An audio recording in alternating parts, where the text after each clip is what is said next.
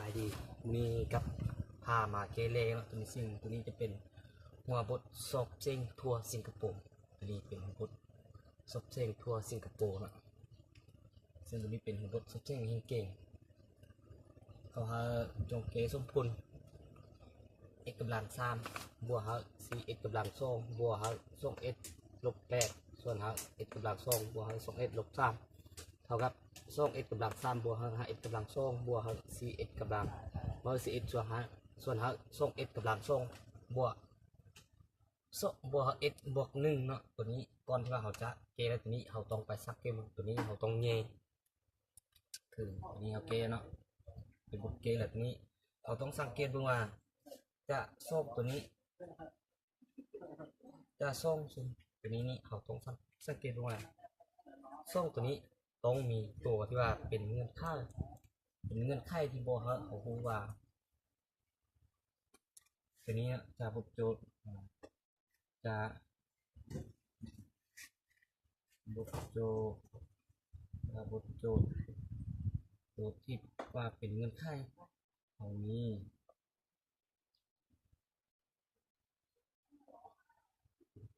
เงื่อนไข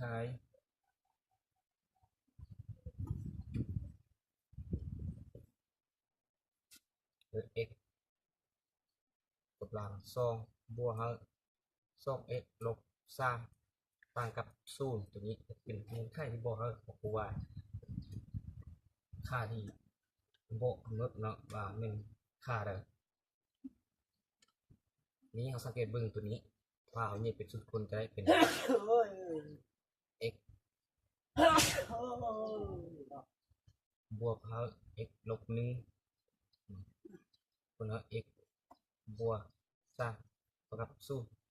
นค่าตรงข้ามคือ x นี้ต่างกับ1และ x นี้ต่างกับลบ3นี่เป็นเงื่อนไขที่บอกเขาแล้วเกณฑ์จากสมผลนี้จากสมผลตัวนี้เขาง่ายคือเขารู้แล้ว x นี้ตรงต่างกับ1ต่างกับ1และ x นี้ต่างกับลบ3แล้วจากสมผลนี้เขาสมมาเนี่ยได้มันเป็น x บวก2ด้วย x บวก2บวกเราสังเกตเบื้องเนาะจากเขาเนี่ยตัวนี้จะได้เป็น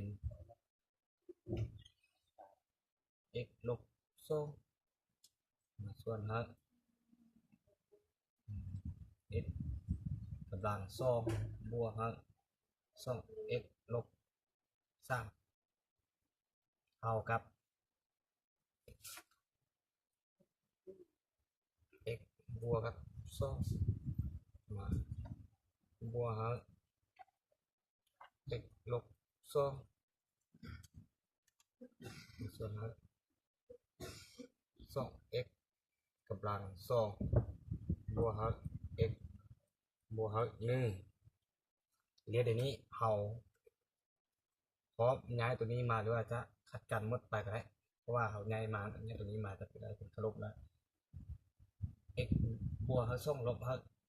x บวก2จะหมดไปเดี๋ยวนี้ยังเลือกตัวนี้นี่เลือก x ลบ2ส่วน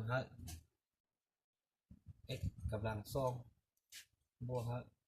2x ลบ3เท่ากับ x ลบ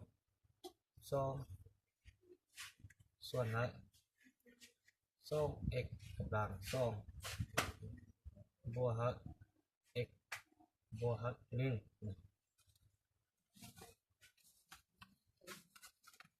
เดี๋ยวในนี้เขาจะย้ายตัวนี้คำพักนะว่าเทียบเท่ากับ x ลบ2ส่วน x กำลัง2บวก ส่ง x ลบ3ลบฮะ x ลบฮะ2ส่วนฮะส่ง x กำลัง2บวกฮะ x บวก1เท่ากับ0 x เท่ากับบ่าเขาจะเท่ากับไป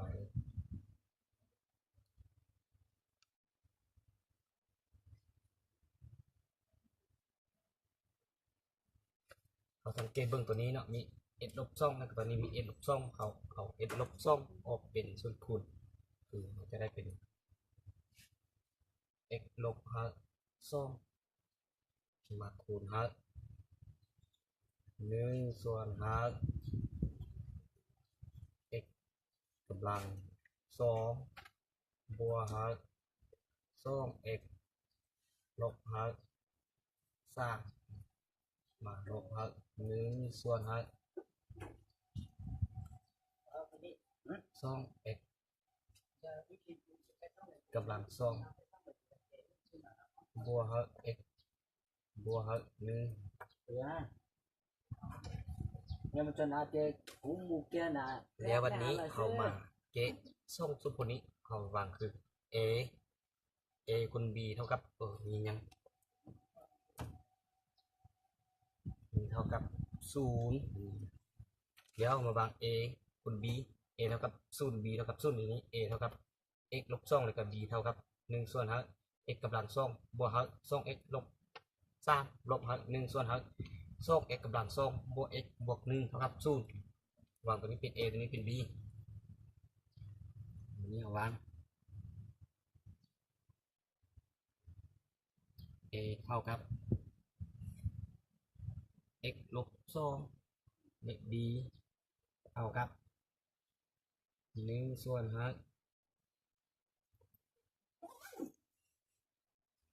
x กำลัง2บวกฮะ2x ลบ3ลบฮะ1ส่วนฮะ2x กำลัง2บวก x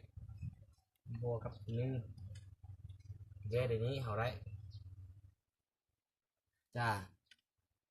จะ a เนาะจะ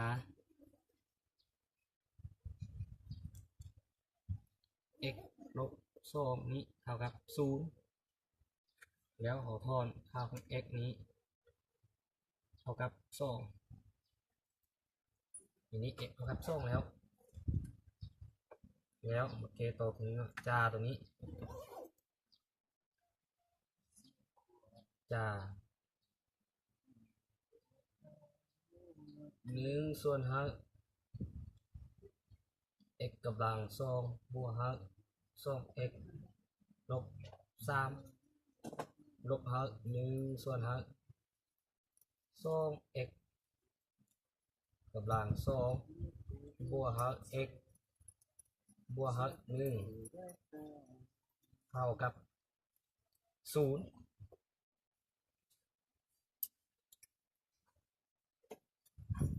แล้วมาขั้นตอนนี้เขาจะย้ายตัวนี้ทำภาคก็ได้เนาะ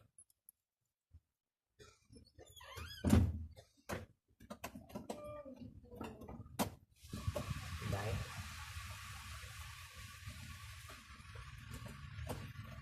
1ส่วนฮะ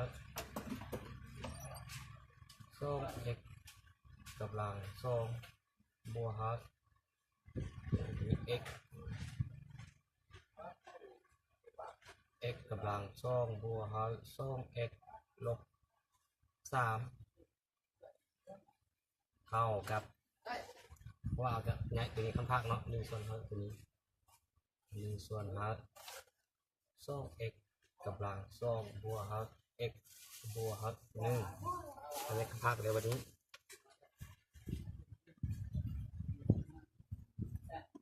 เอาจะนำเสนอกันตัวนี้เอาพร้อมหั่นฮะหั่นฮะ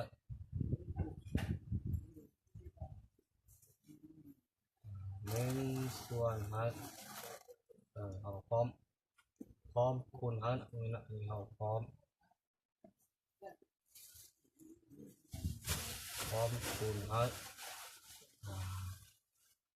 ส่วนสมัยถ้าสมัยบนเด้อหมู x กำลังสองบวกเฮาสอง x ลบสามคูณเฮา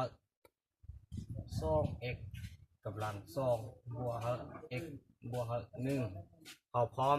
คูณส่งตัวนี้ทางซอกภาคเนาะแล้วเดี๋ยวนี้เฮาคูณตัวนี้เข้าทางภาคนี้แล้วแสดงว่าจะได้จะตัวนี้จะหมดไปเนาะตัวนี้จะหมดไป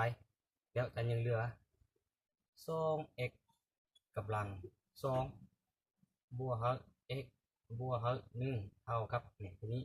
จานหนึ่งส่วนเฮาสอง x กำลังสองบวกเฮา x บวกหนึ่งเนาะพร้อมคูณเฮา x กำลังสองบวกเฮาสอง x ลบสามคูณเฮาสอง x กำลังสองบวก x บวกหนึ่งเดี๋ยวนี้สอง x กำลังสองบวก x บวกหนึ่งมาหันครับสอง x กำลังสองบวก x บวกหนึ่งจะหมดไปจะยังเหลือแต่ x กำลังสองบวกเฮาสอง x ลบเฮาสามเดี๋ยวนี้เขาจะย้ายสมพลนี้นะเขาจะบึง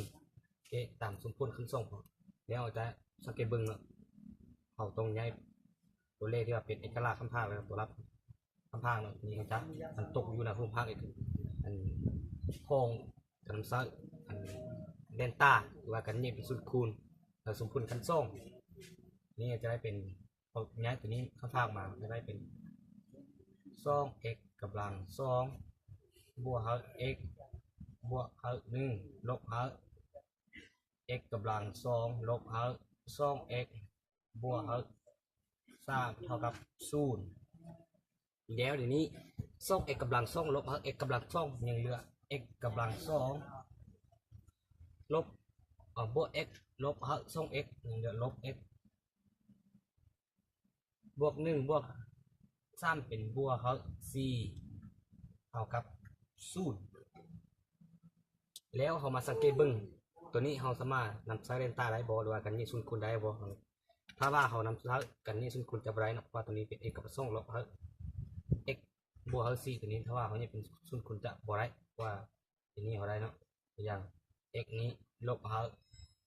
หนึ่งนั่นเป็น x นี่เป็น x บวกหนึ่ง x บวก x ลบสี่จะบอไรแสดงว่ามันจะบ่เท่าตัวเดิมนี้แล้วตอนนี้เขาสังเกตเบิ้งเขานำใช้สูตรเดนต้าเท่ากับ c เดนต้าเท่ากับ b กำลังสองลบเฮา c a c ทีนี้ b เท่ากับลบหนึ่ง a เท่ากับหนึ่ง c เท่ากับ c นี้เขาได้หนึ่งกับหนึ่งนี้ลบเฮา c คูณ c เป็น16ลบเฮา16 1ลบเฮา16แสดงว่าเป็นยังเหลือเดนต้านี้เท่ากับลบ15แสดงว่าเดนต้านี้น้อยกว่าศูนย์จะโบมีจะพุ่นทีนี้เขาได้เดนต้านี้น้อยกว่าศูนย์แล้วแสดงว่าโบมีจะพุ่น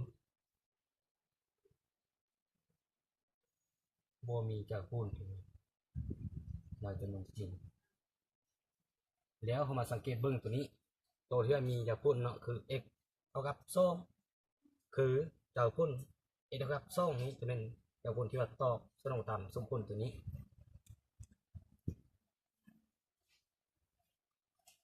ดังนั้น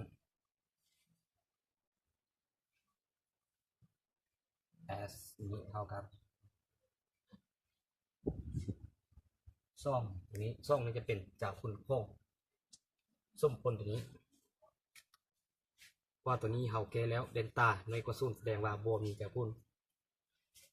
ไม่ต้องเป็นอะไร